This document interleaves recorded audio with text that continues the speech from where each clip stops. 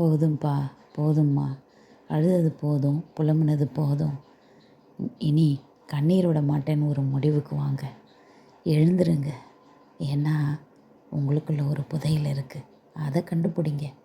கடவுள் எந்த மனுஷனையும் எந்த மனுஷியையும் ஒரு திறமை இல்லாமல் பிழைக்கிறதுக்கு ஒரு திறமையை தராமல் படைக்கவே இல்லை.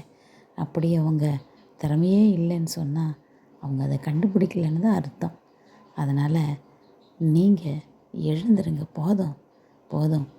எந்த பாஸ்டரம்மாவும் சரி, எந்த பாஸ்டரும் சரி உங்கள் கஷ்டத்தை தீர்க்க போகிறதில்ல.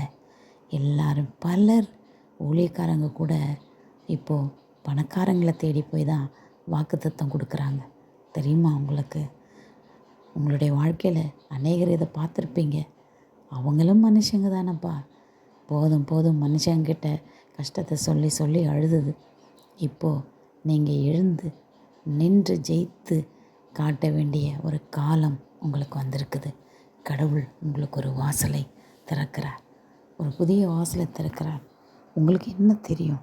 உங்களுக்கு என்ன தெரியும்? தையல் தெரியுமா? சமைக்க தெரியுமா?